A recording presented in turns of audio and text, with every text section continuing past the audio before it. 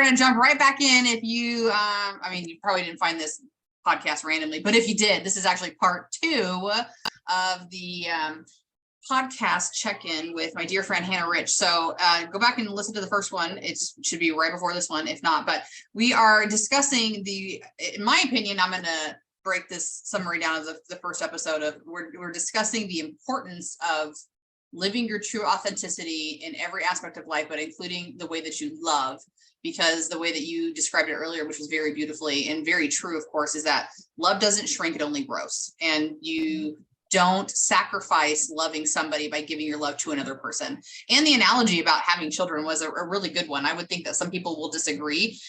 It'll probably ironically be people who don't have children, but I would align with that philosophy. It's not different just because sex is involved. It's just a different type of intimacy. Mm-hmm. Yeah. So if you remember where you were beautifully speaking about the BPD diagnosis and where you guys were with your mental health and your tools, that's kind of where we were at. Yes. Yeah. So I was gonna give kind of an analogy of what a very mononormative kind of dealing with jealousy feelings might be. Sure. So a really common trope is seeing that a girl has messaged your boyfriend or your husband or whatever. You see a missed call or maybe a comment on social media. And what you feel is anxiety, jealousy, fear of abandonment.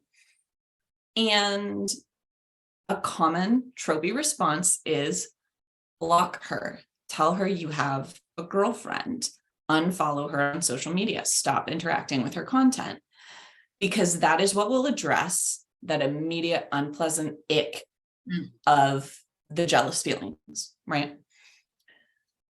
Well, what that really comes down to is controlling the behavior of your partner, taking away their autonomy and their agency, and saying you have to be my partner on my terms. Mm.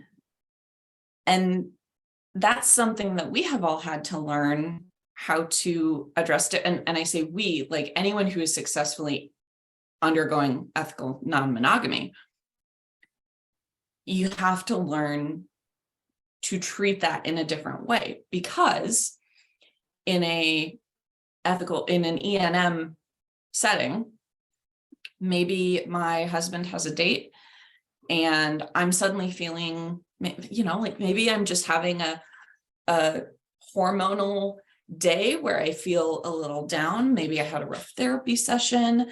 Maybe we just got in a fight and now he's going on a date. Like there are all kinds of reasons, but maybe I'm just feeling a little bit vulnerable.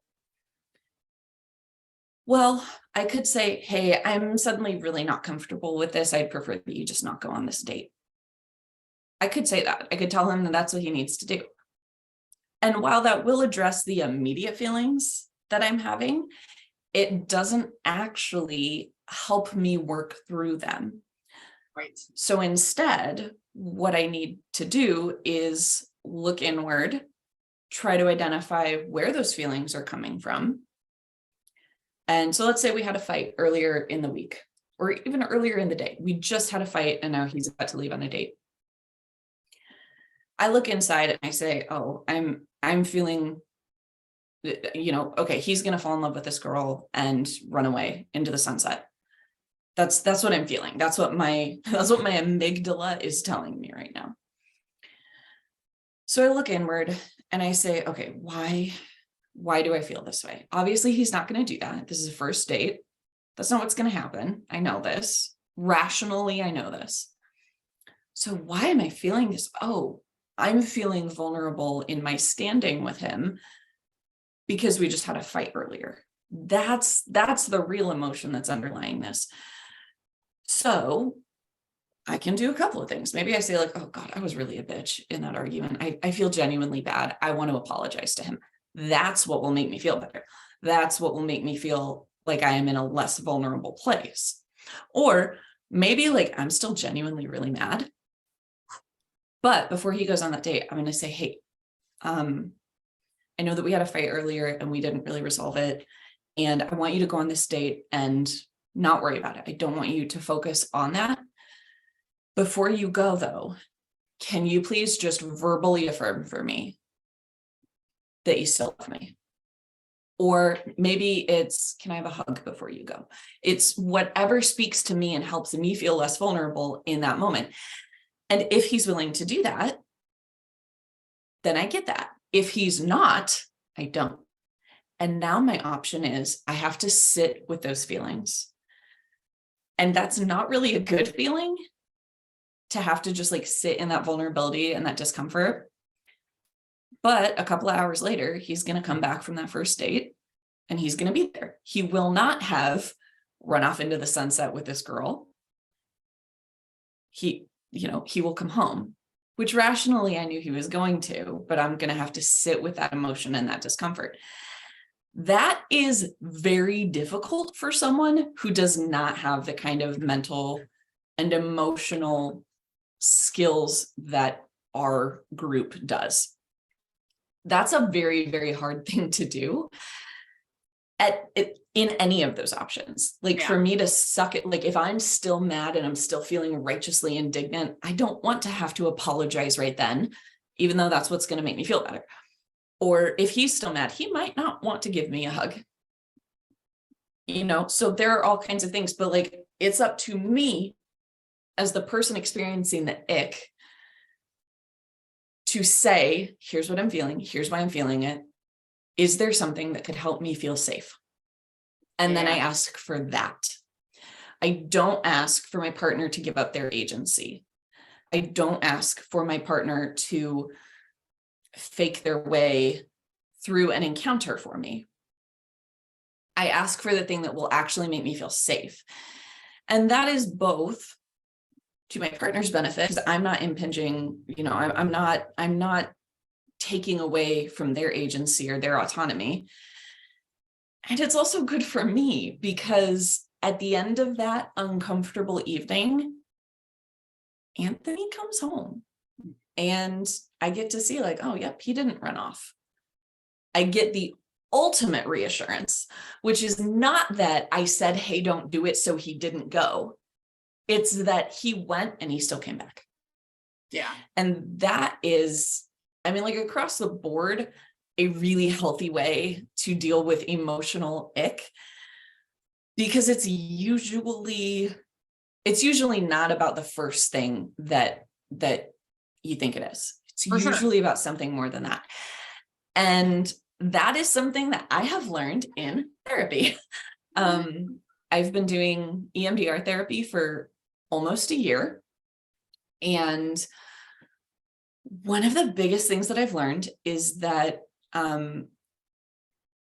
so emotions happen in your amygdala. They are involuntary.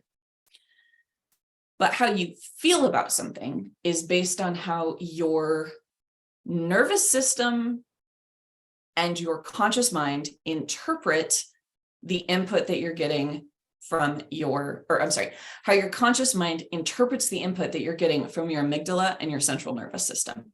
Right.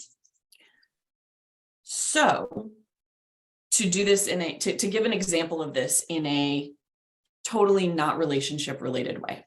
Okay, this is my favorite example of this, of the weird, like your brain is just a big wet meat battery. It's weird and stupid. Only job is to keep you alive. And sometimes it does that in counterintuitive ways. Yes. Its job is not to make you happy. That's up to you. Yes. Like your brain is not there to make sure you're a happy, wholesome, fully preserved adult. It's literally just to make sure that you're alive long enough to procreate. So, children are often scared of loud noises, right? So, a TikToker, because of course everything's on TikTok anymore, had a video that Ray showed me actually quite a while ago, that was talking about a small child who was scared of the noise that a hand dryer made in a public bathroom. And to a parent, it's objectively silly. Like to an adult, that thing's not going to hurt you. It's the hand dryer. Calm down. You're fine. Right. And so the parent was laughing at the 3-year-old because they thought it was funny, because it would be funny if an adult was scared of the hand dryer, because that's silly. And then was mad that the child was still upset. Okay, the fact that you know it's ridiculous and the fact that you are embarrassed has no bearing on what your child is feeling. They feel terrified. They had a startle response. They don't know what's going on. They don't feel safe. Yeah. Thank you. It's quite a sneeze in my life. And if you that needs to be validated. Like the first thing that has to happen is, I understand that you're afraid. I even understand why you're afraid. Yes. When you're not feeling so emotional anymore, we'll talk about why you don't need to be afraid. Okay. But if that child never has that conversation, they're just, that noise always puts them on edge. Okay. Mm-hmm. Now let's fast forward that child 10 years. They're a teenager. They're on a flight. They're getting on an airplane for the first time. And something about the sound of the engines, maybe it's the same pitch, maybe it has a similar aural texture to it. Their nervous system hears that and registers it as a hand dryer. Yep. So their nervous system has an immediate response that tells their amygdala, we are unsafe, I am scared. And then their conscious mind, they're not thinking about that hand dryer. They're not thinking about the noise of the engine. All they're thinking about is, I'm on an airplane and I am terrified. I must be one of those people who's just afraid of flying. And then suddenly they've decided they're afraid of flying. And now they will always be afraid of flying because they have learned that there is a nervous system reaction to flying. Mm-hmm. They have no concept that it came from that hand dryer incident when they were 3 or 4 years old. Right. Now let's say they go on a few more flights and then they become someone, and tell me if you've ever met somebody who says this. I really don't like flying, but I'm usually okay if I'm farther up front or all the way to the back. I don't like being over the wing. Why don't you like being over the wing? That's where the engine is. That's where that sound that activates your nervous system is the loudest. Mm-hmm. And maybe that's why that person doesn't like flights, but maybe it's not. Like, we have no idea, because it's just our brain trying to keep us alive, and then our conscious mind trying to figure out what the hell's going on around us. Yep. You know, like when you turn on the lights, a cockroach runs. It doesn't think about it. Its nervous system just says, light, danger, run. Right. We have that same response, but then we also have a conscious mind that tells us more information. Like, we have a more evolved brain, but unfortunately that lizard brain is still the thing that tells us whether or not we're in danger. Mm-hmm. So if you're doing something that, as polyamory is, runs very counter to what society would tell you is the safe way to approach life, you're going to run into that a lot. Yes. And you have to be able to express what you're feeling, identify what you need in a healthy way that does not depend on everybody else giving up their autonomy for you. And like, it's what we refer to that as is it's boundaries versus rules. Like, a boundary says, here's what I will or will not do. A rule is, here's what you will do. So, I mean, there have been,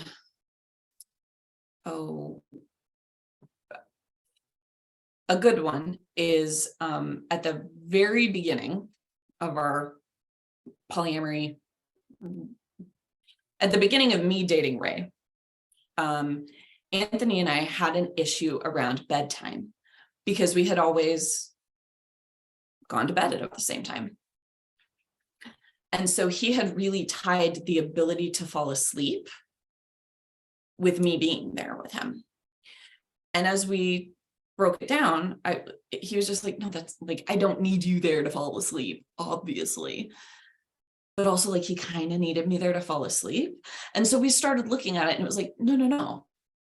What he needs is for me to not be getting ready for bed while he's already asleep, because he's a very light sleeper. He has sleep apnea. It takes almost nothing to wake this poor man up. So then what I started doing was, before I would go out on a date with Ray, I would take my pajamas and put them in the bathroom. I would stage them so that when I got home, I could take off my makeup, put on my pajamas, and very quietly go to bed. So it really had nothing to do with like, you need to come home earlier so you can come to bed. But that was the first feeling. Yes. Like the first response, the first conscious understanding of it was, the problem is you don't go to bed at the same time as me anymore. Nope. The problem is when I don't go to bed at the same time, I interrupt your sleep when I do come to bed. Yeah. So I learned I can egress my house like a freaking SWAT team. It is full dark in my house when I go to bed. I do not turn on any lights. I get changed in the dark. I go and get in bed very quietly. I have my retainer already sitting out on my nightstand so that I don't have to like pop open the lid or open a drawer, nothing that makes noise. Like, we just found a new nighttime routine that worked, that met the actual need rather than simply cowing to the amygdala response. Yeah. And I think that's something that everybody should learn how to do. Yes. But good Lord, is it helpful in a polyamory situation? Yeah, I would agree. I think everybody should do therapy. I think everybody should have a basic understanding of the way that we function. And what you talked about, like, that was the first thing that came to my brain when you talked about, like, you're giving that example of him going on a date and you feeling unsafe. And that is what I talk about with my clients, is that when we understand, like, it doesn't matter what you believe in terms of how old Earth versus humans are. Most people can agree that Earth has been around longer. And most people can agree that conscious humans are newer. And a lot of people don't know that Neanderthals are considered a completely different species than what we are today. Like, I didn't know that for a very long time. I just thought we were ancestors and we were all related. Well, we are, but you know what I mean? Mm-hmm. And when that separation occurred and we became conscious beings, nobody knows why. As far as I know, there's theories we ate magic mushrooms, that we ate meat for the first time and the protein changed the way that I don't know what it is. But we did at some point. Some people believe aliens came down and then actually put conscious beings into bodies. Like, I don't care. It happened. We know that it happened. So whatever happened, happened. We go from the animal existence to the conscious mind. And that's the only thing that, quote unquote, separates us from animals, is the fact that they only reproduce and look for shelter. Like, that's the only thing that they do.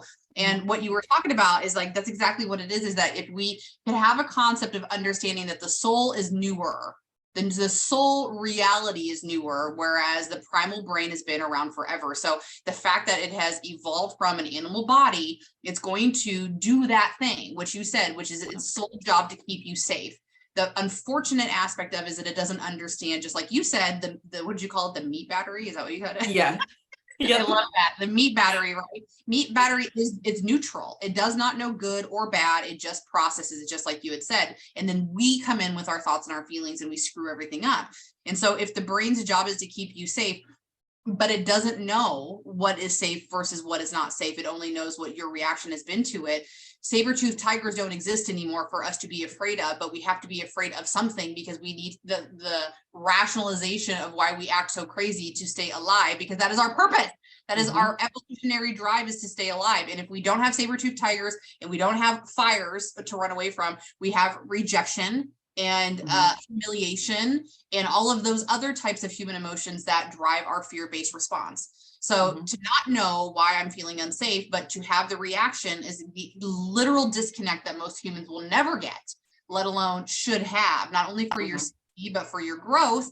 But because then again, it contributes to society. You start to understand why other people are acting irrational, and that you don't have to act irrational, that you can try to empathize so that you can then deconstruct as well, and then help them to do that too. So all of that you said exactly what it doesn't know anything but neutrality. So we're the ones that are choosing that. And even today, after 5 years of personal development, 3 years of very intentional personal development, like you'd mentioned, we have to give ourselves like massive grace, because I don't even get it right every time. I'm just now creating the new language for my brain to learn. It was years of just recognizing that there was another voice inside my head telling me what to do, and just living in that space for a while, of that duality of It's not a great voice, but I at least hear her now, because it used to be so subconscious that I was running on primal body. So now I'm in this state of awareness, and now I'm in the process of creating a language and then trying to get into a habit for her to learn that, which is 21 days makes a habit, 90 days makes a lifestyle.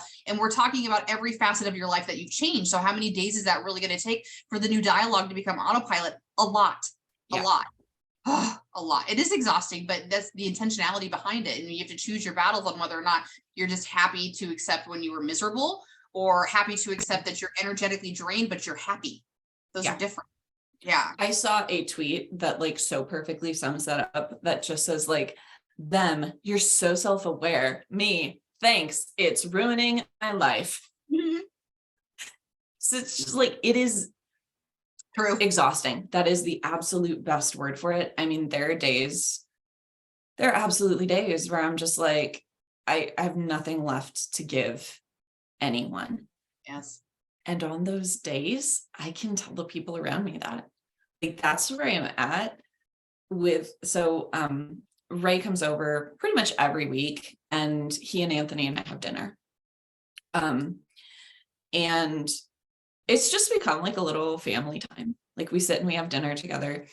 And the first few times, Anthony was very uncomfortable. He was like, I don't really want to be joining your date night. And I was like, I understand, you don't have to, but I'm making dinner. I'm not going to not make dinner for you. I'm not asking you to vacate the house. Just like, I'll bring you, you can have dinner in your office, I guess, if you want. And eventually he started coming out. But even now, there are times where he's having maybe he had a very draining day. Maybe he had a really hard time getting sleep. He's just not feeling rested for whatever reason. He's just out of spoons. And he's gotten to a point even where he can come out, he'll eat with us, and then he'll basically just say, I'm feeling kind of murpy. I'm going to go hide in my office for the rest of the evening. And we're like, okay. And he's just gone. Yeah. And that is a thing that we all do now. And, you know, there are times where like, I don't want to talk to anybody. Like, there are days where like the most fulfilling thing I can do is text with Ray, and I just feel better. And I say, you know, I'm feeling really down. I'm just feeling, you know, like really overstimulated. Like, I always know that I'm in a really bad headspace when I can't find any music that sounds good, because I constantly have Spotify playing. Oh dude, my Spotify Wrapped was like 98,000 words. Sorry, 98,000 minutes of music alone, not including podcasts. Really astounding. But like, there's always music playing. I know that I'm in a super overstimulated state if I cannot find any music that sounds good.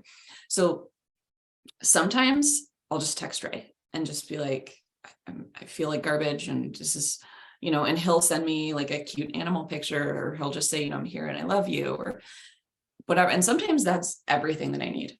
Yep. Sometimes I need even not that. Sometimes I message him and I'm like, I feel like such garbage. I'm going to lay on the couch with my cat. Like, I'm just going to grab a cat and I'm going to try to take a nap and see if I can reset my brain. Being able to say, hey, I have a negative feeling, and here's what I would like to ask of you to help me resolve it. Yeah. Now also means that I get to say, hey, I'm taking this space for myself. I don't have the energy for it. I mean, there are times where, you know, we'll have plans to go out, and Ray will say, I'm wiped. I'm peopled out. Can we just stay in tonight in our pajamas and watch a movie? Yeah, absolutely. Rather than him saying to himself, oh, well, I promised Hannah we were going to go out to dinner, and now we have to go out to dinner, and I'm just going to mask through the night. I'm going to fake my way through it. I'm going to pretend like this isn't a problem. And he's not having as good of a time. He is safe. He feels safe telling me, like, this is what would meet my needs tonight. Are you okay with that? Yeah. And then, so this, like, it keeps layering up, because then we can also make asks of each other that are things like, hey, this is really, really important to me. Can you make this work for me? Mm-hmm. So maybe, I don't know, maybe Anthony's feeling really down, but we've told friends that will be over for dinner. Most nights, I would just go by myself and say, hey, Anthony wasn't feeling very well. He stayed home. But maybe tonight, I know for a fact, here's the thing. We've been invited to dinner because they're getting engaged tonight. There's a proposal happening and we know about it. And like, I promise as soon as it happens, we can leave. It'll mean so much to them for you to be there. Will you please do that? And he knows that I wouldn't make that ask if I didn't really mean it, because of how often we're all able to give each other grace. And that is something that I wish I could have in like every relationship in my life. And to some extent, everybody does. Like, you messaged me just earlier today and said, hey, we have a carpool issue. And we pushed our recording time back by like 20 minutes because life happened. No plan will work perfectly. And so we just made that work and it was fine.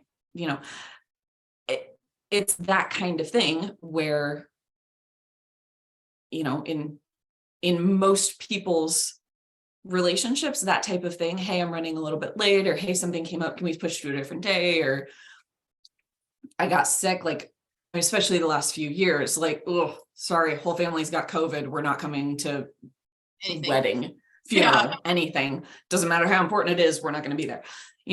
That's something that I think most people understand. And also being able to say, hey, mentally, emotionally, I'm not in a good place for this right now. Can we address something else? Can we do something else? Can we change our plans, cancel our plans? Can I have a specific type of support? Being able to ask that and know that it's a safe place to ask that is such a big deal in a way that I never really appreciated before. Because I would have told you 2 years ago, like, yeah, absolutely. I can tell my husband what my needs are and I can, but it had never been quite so intentional before. And that intentionality, it's incredible what a difference that makes. Yeah. Well, and the awareness again of what you need, because now you know. And begin to ask for that. What was kind of ironic. So there was 3 examples that you just gave, and I'm finding myself in a huge state of gratitude. I have been for approximately 24 hours anyway. I'm infatuated with my husband. A lot of people know that. Push the button. My bad.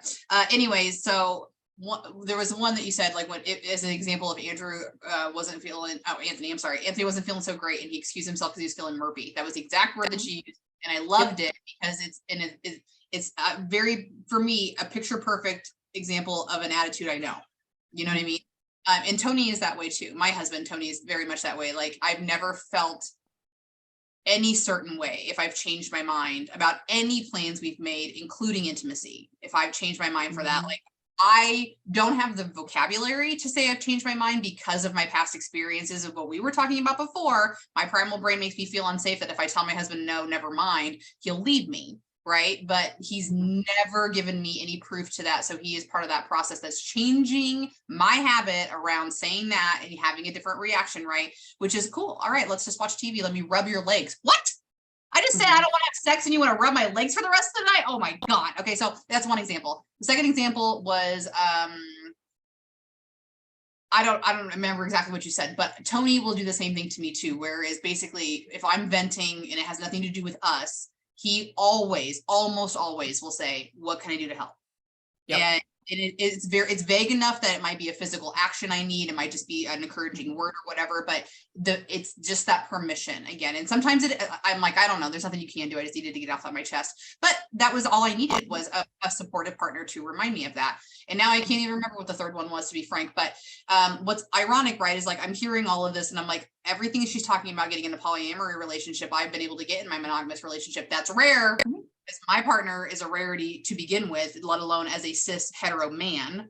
So I know all that. And what's great about, though, is what I was kind of thinking about is that, hear my heart when I say this, because I'm not making this like, this is not a true factual statement, but like, for somebody like Anthony, your husband, though, this is an ideal situation because of all of those expectations around sexuality and the importance of it, or lack thereof for some people, however you look at that or whatever. He might find himself in a situation where he wouldn't have somebody as amazing as you because of the differences in your physical needs in that regard. And so this is great because he doesn't have to feel a certain way about his libido, or however people want to talk about it, I guess, because he gets that support from you, and then you still get what you need in other aspects, because he's not less than of a person just because this is who he is. Does that make sense? Yeah, absolutely. Yeah. Yeah. And it's so my relationship with Anthony, that element of it is very much mirrored in Ray's relationship with his wife. And again, I don't want to get like deep into it, but one of the kind of hallmark traits of borderline personality disorder is a very a fluctuating sense of self, and it is at its core a delusional disorder. But it is really important, I want to clarify, that does not mean hearing voices, that does not mean hallucinating. What it means is that the brain of a borderline patient, in trying to keep them safe, is essentially telling them all the time, 24/7, you're under attack right now. Right. It tends toward a hypersensitivity for tone, expression, gesture, anything that might mean Unsafe. You're mad at me and you're about to leave. I'm unsafe. Yes. And that very fluctuating state of self makes for a not very stable relationship. Flash in the pan relationships tend to be what borderliners are known for. It's they love you so hard, and then like they split and they hate you. Mhm. And in that sense, the longevity of their relationship is very surprising, but it also speaks to why polyamory has worked very well for them, because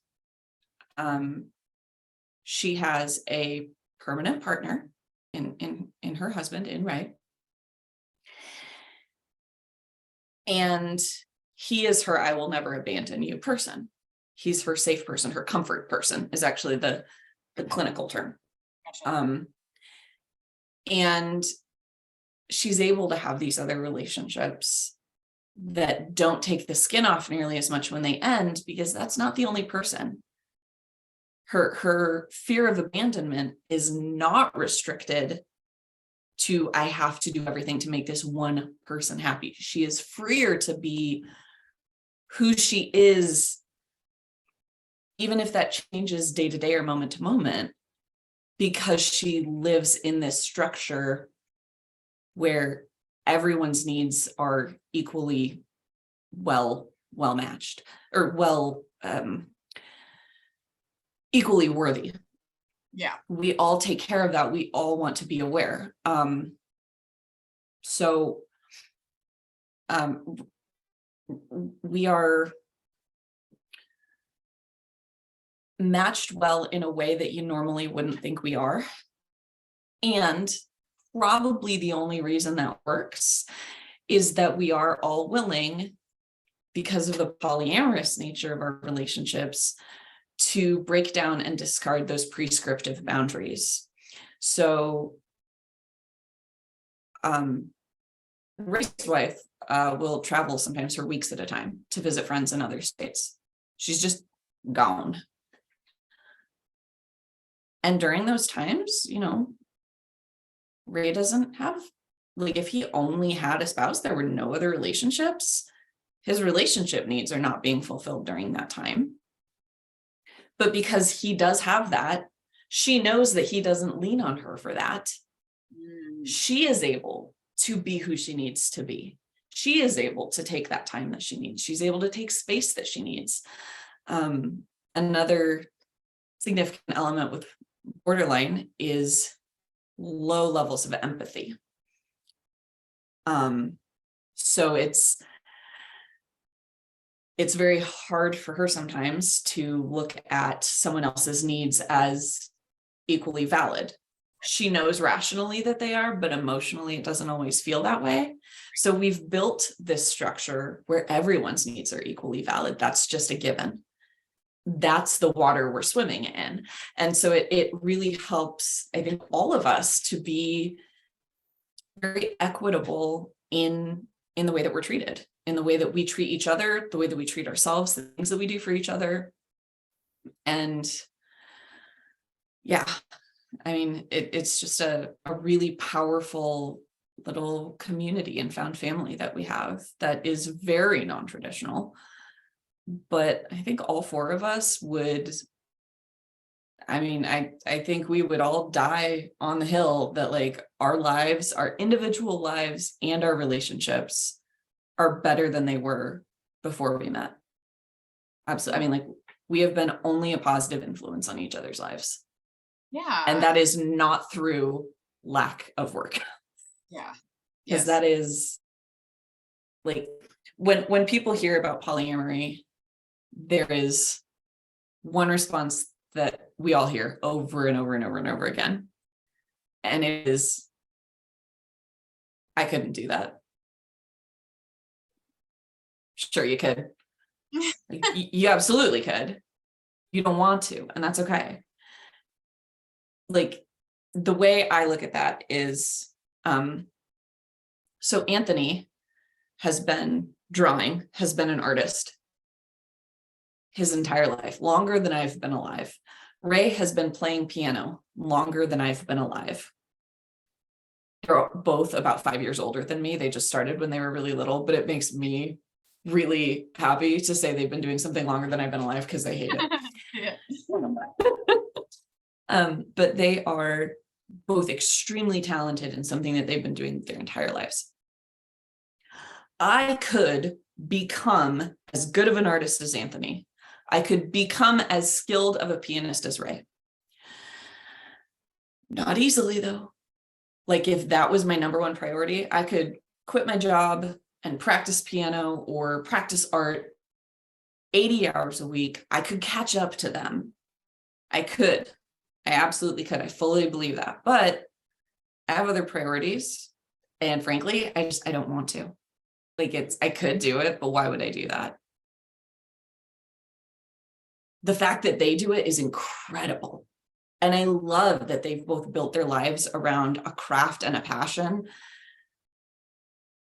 That's just not something that's in the cards for me. And I feel like polyamory is very much the same. Like, no, it's not easy. It's not that there's something inherent in the four of us that we make it work and it's totally effortless.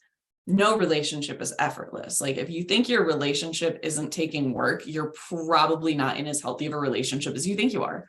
Right. Like you should be doing work, even in a really happy relationship. Yes. Yes.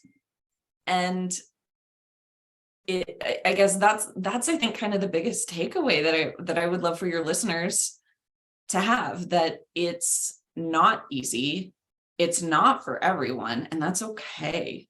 You know, I mean, like, let's go back to our very first episode. Like, your thing is not my thing, and that's okay. Like, it doesn't have to be for you. If it is something that they're interested in, take it as seriously as you possibly can, because it is something that it'll change your life. It will change the way you think. It will hopefully change the way you care for yourself for the better. Yeah. And it's not something it's not a thing that you take on lightly. And I do oftentimes see someone opening up a relationship when it's struggling, as oh gosh, I'm in love with you, but I'm in love with my friend and I'd really like to sleep with them. And I think I'll still love you after that. Like, just let me do that. If I could just do that one time. Or, one partner wants way more sex than the other and they've really been struggling. And then they finally say, okay, fine, you can go sleep with somebody. It's fine, whatever. Like when it's taken on as a relationship saving thing, it almost never saves the relationship.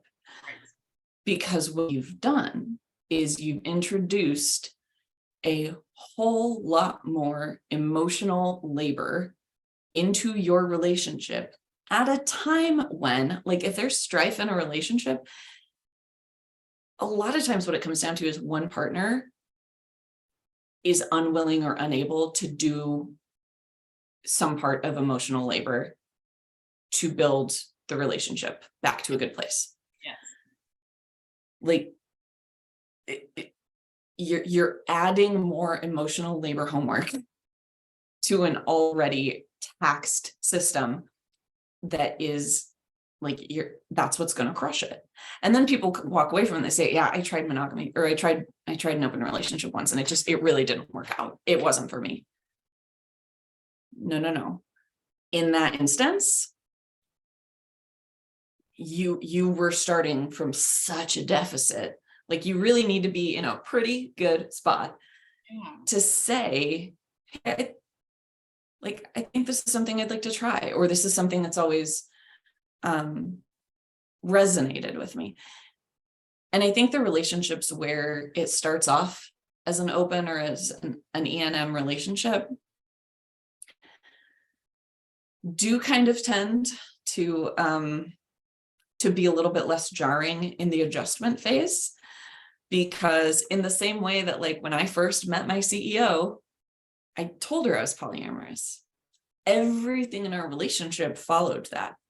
That was the baseline. Versus if you build a baseline monogamous relationship, you have to deconstruct the monogamous part of it while you're building the polyamorous part of it. If the monogamous part of it is already structurally unsound, and then you're going to try to build polyamory on top of that, yeah, that's going to crumble. Yeah. But also that relationship would have tanked in a few months with or without the extra person. Yes. Yeah.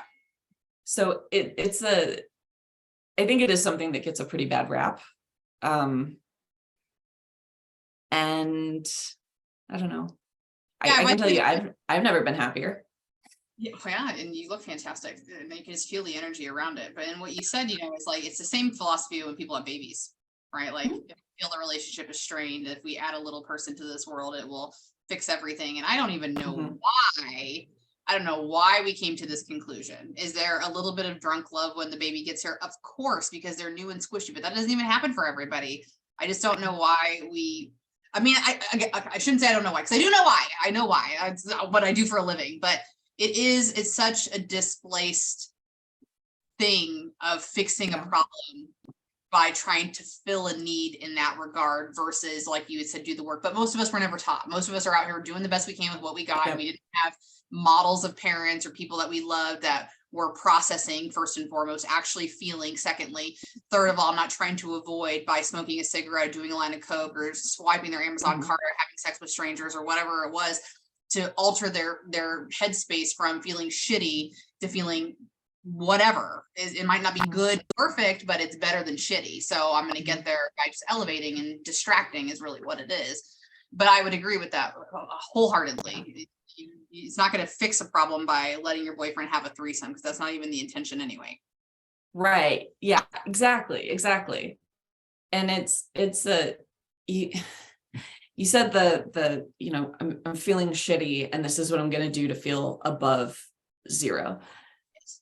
And that really is things like addiction in all its forms, self-harming behaviors, not all self-destructive behaviors, but a lot of them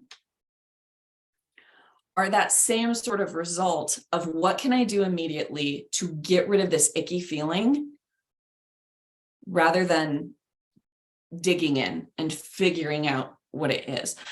And that's not a short road. Like, I've been doing EMDR every single week with my therapist for almost a year. And we don't do EMDR every single week. I've been working with an EMDR therapist and I see her every single week. And we have been through several different, issues that I have. And what we realized 2 weeks ago, literally 2 weeks ago, as we're recording this, is that they all come back to the same really big core ick inside me. And now we get to unpack that. And gosh, I can't fucking wait. It's going to be terrible. I'm going to cry so much. I've already taken off the rest of the day from work after my next therapy session because I know it's going to be exceptionally rough. So it's not something that like you book an appointment and you're better in a couple of weeks. Like that's not how therapy works. But it does give you a lot of tools. And even though I know that like this same source of I guess let's call it like childhood trauma, this same source is the root of all of these different things. Feelings of being controlled, my defiant tendencies when I'm given a directive, the fact that I don't like it when other people play in my sandbox. Like it all comes back to the same thing. And even though it took me this long to get back to the same thing, throughout that whole process, I could say like, oh, this thing I have about being controlled, I don't deal well when given a directive. I might not know the exact root of that yet. I haven't dug it up, but I do know that the trigger point is a directive.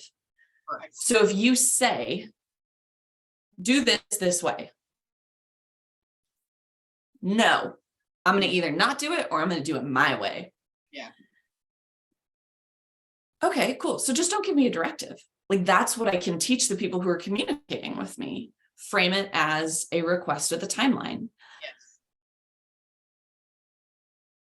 Now I'm asking other people to do emotional labor and to be well-resourced. Because if my supervisor says, I'm your supervisor, I have the right to tell you what to do.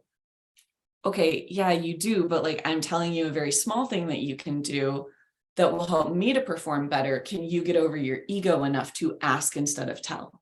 Correct. Like it's something that if everybody could do it, we would all be better off. Yes. Not everybody can do it, Yes. but the more people who do learn those tools and who do recognize like, hey, just because I feel something, that doesn't mean it's true. Yes. But I am still feeling it. So you have to deal with both pieces of it. I am still feeling this ick and I need to somehow assuage it. Yes. But also that ick might not be true. Yeah, for sure. Like it, the kind of feeling of like getting called to the principal's office or getting called to your boss's office and you're like, oh God, am I in trouble? I'm getting fired. Did I do something? Did I like, oh my God, did I like embezzle company funds and forget about it? Is this a nightmare? Have I like accidentally skipped class all semester? Now it's my history final. It's that kind of feeling. Mm-hmm. It's not a true feeling. It's still a terrible feeling. It still filled your body with cortisol. It still gave you an adrenaline rush. It still spiked your heart rate. It is real. That doesn't mean that it's true. Correct. And that is something that was so profound. And I have to be honest with you, a huge part of learning that has been watching Ray's wife, because that is such, it's such a hill for her to climb. It's Sisyphus pushing the rock up the hill over and over and over again, because the amygdala response for a borderliner and the delusional, this is what I mean when I say like it's a delusional disorder, what she feels is so bad and so strong that her rational mind has so much trouble saying, yeah, but it's not true. Correct. And God, now I'm crying. Sorry. It's like watching her learn that has really helped me to learn that as well, that, things can be two things. It Correct. can feel awful and it can still not be real. And you have to deal with both of those pieces in order to be able to move forward. And I think that's something that like just yes, it definitely helps within a polyamorous relationship, but good God, it also just helps for getting through the fucking day. Yeah, yeah. I would say that too. Yeah, as we're closing in like this last 10 minutes, what that kind of resonated to me with so I went to the doctor recently, it was like one of those, like, it was just a general checkup, and then I ended up like professing how much I was missing therapy and all this other stuff. So long story short, my doctor recommended this book, and I highly recommend it. It's called Feeling Great, which does mean that there's a book called Feeling Good out there, but I haven't read that one yet. And one of the largest takeaways that I got out of this book so far is that we are programmed for black and white thinking. And the book doesn't go this far into it, but this is my woo-woo side, is that, I mean, the whole world is duality, right? Like, we are taught from birth that everything's black and white. You're good or you're bad, you're ugly or you're pretty, you're thin or you're fat, you're rich or you're poor, you're healthy or you're not healthy. We are taught. And I mean, there's a literal truth that there is, like, for everything that happens, there's an opposite and equal reaction that happens. That's true too. But that's just the earthbound game, right? So we have to just remember first and foremost that that's here in this reality that we're playing. But the truth of the matter is that even though these things exist, we're almost always never on one side of this pendulum. We're almost always in the gray. We almost always. And then take this one step further into a different therapy session for my kiddo, which is just very profound for me, because, when the therapist asked my kid, like, why are you here? Now, why do you think your parents brought you here? Like, why are you here? What do you want to get out of this? And my 15-year-old said, I want to be a better person. And like, when the therapist said that back to us, like, my heart wrenched, and I could feel his therapist the same way.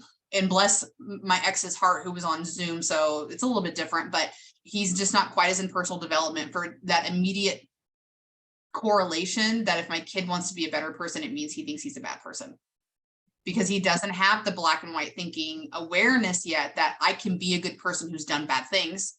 I can be a good person who has bad days. And that is the truth of every single human being on planet Earth. None of us are intrinsically bad people. We're doing the best we could with what we had. And it's around that programming of what you saw or what you didn't see, which is just as important around that whole programming process. You know what I mean? Mm-hmm. So I think I scrolled myself. Oh, the book. Okay. So the book was talking about, like, all of these tools, because like it was a really in-depth, like, overthinking about, like, if you have this particular problem, there's 15 different ways you can analyze it and try to convince yourself basically what is true and what's not true. And this easy example that a lot of people can relate to, of course, is this mother's black and white thinking. I'm a bad mom. Right. And so the therapist, this tool that I just resonate so heavily with is, like, after they go through all of this information about your situation or whatever, if I had a magic button for you to push where we could get rid of this feeling forever, this thinking, this belief that you have about yourself, basically, if I could push this button and make your life easier, would you push it? And of course, most people say yes, I want to push the button. And so then he says, okay, but before we push the button, we have to really also give just as much light to this thought, skill, belief, whatever it is we're talking about. We have equal awareness to what it has given you, because you're only focusing on what's taken from you. And so understanding of this example of a mother, like, I'm a bad mother. What did that bad mother thinking give you? Well, it gave you the ability to discern that you could be a bad person versus a good person. It gave you the ability to keep your daughter protected. If you think that you've been a bad mother, it means you think you failed her, which means that at some point you believe that you're protecting her. So you have been doing good all along. And so it was just this large aha moment. I get goosebumps thinking about it, because I also went through that in personal development. But when it's you, it's hard. When it's you, it's hard to silver lining. And when it's you who's trying to, quote unquote, fix a problem about self, you don't see what that benefit is, because you're only seeing the bad inside of you. And so, it is really important, because, like, I'm going to just circle this into another scroll remote real quick. I saw Tony Robbins coach somebody one time, and it was about this girl who was with her mom at the retreat, actually. And she's really upset and feelings about dad. Right. And so Tony Robbins is basically like, okay, so your Maddie's abandoned you, but what did he give you? And she kind of took, oh, what do you mean? He's like, if you're gonna choke on him for all the bad shit he did to you, you have to give him credit for the good stuff he did. And part of that, again, was the credit was he taught me who I didn't want to be. He taught me what kind of parent I didn't want to be. So there's always a lesson. There's always something to what's happening for you. It's not happening to you, which is such a different mentality and headspace to live in. So when we give them that permission, then the second thing that the therapist said is, okay, so now I've changed the button. Now it's a dial. So if we could just tune it down a little bit, so maybe it's not so loud, or it's not so prominent, or it's not the thing that's autopilot for you. If it still existed in your life because it gave you all those things that you just admitted, but it takes away from the thing that's really making you feel lack. How about that? And that just was like, oh, that made so much sense to me. That's amazing. So, yeah. So, everybody's pathway is different in terms of personal development success. I truly believe that that's what we are here to be figuring out together, is like, you and I had a lot of things that you said in these 2 hours. Like I said that hundreds of times, right? Yep. I resonate with what you're saying, because it's a lot of personal development tools that are going into keeping this relationship successful and happy and open and growing as intentional as it should be. So, there's so much correlation between that and the individual work that I've been doing myself, that I'm very hopeful that your story will not only give other people permission to continue existing how they deserve to be, as long as they're safe and consenting as well, but again, bringing in the commonality to making it more normal. And so the people who don't have the privilege to live authentically can step forward even a little bit, like you talked about, so that they gain that confidence and awareness, then being able to show everybody else, and then inspiring others to then live their authenticity, which is what change is about. Like you had said at the beginning, we cannot change anybody. And when we start to understand that our notion is that I only change my own thoughts and beliefs, but most importantly, how I react to all the things happening to me, other people are inspired by that. They don't all of a sudden want to become a coach, or they don't all of a sudden decide that they are into polyamory. It's that they're inspired by the authenticity and genuinity. That's not a word, but living in your genuineness that I want for self, So it was really beautiful that you were able to share all that and shed so much light on those correlations between the neurodivergency as well and the personal development work. I think that those kind of go hand in hand as well. People who are neurotypical, I feel like, are technically missing out, but they just have this ignorant bliss that they don't know they're missing out on. You know what I mean? Yeah. Like if you don't have to do work to just exist in your day to day, yes, it seems like such a big ask to do that kind of work to like better yourself for the sake of the people around you. Whereas like if you're in therapy because you're like, sometimes I cry at the laundromat for no reason, that's a good starting point. That's a really good reason to be in therapy. But yeah, I think the moral of the story is everybody should be in therapy, no matter how many romantic partners they have. No matter if you're single, if you're married, if you have multiple partners, if you're in a monogamous relationship, but you still have multiple partners, like everybody should just be in therapy, learn to be better for yourself. Because I think one of the biggest things that I've learned for myself since being diagnosed with ADHD, there's this really great movement that's go find less. If I am too much, go find less. Yes. And also find what works. That like covered all of 2022 for me. Find what works. Yeah. Because it is about getting better from a mental health perspective. It doesn't mean getting more neurotypical.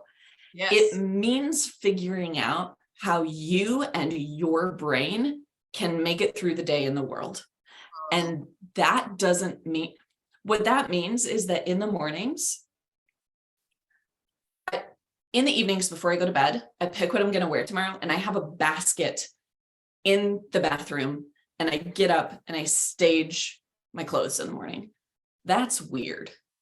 There is right now a cabbage and a pint of blackberries in the door of my refrigerator because all of my ketchup and mayonnaise and condiments are in the vegetable crispers, because anything in there is invisible. I keep my fruits and vegetables in the door. That's weird. That's not how people do things, but it's what works for me.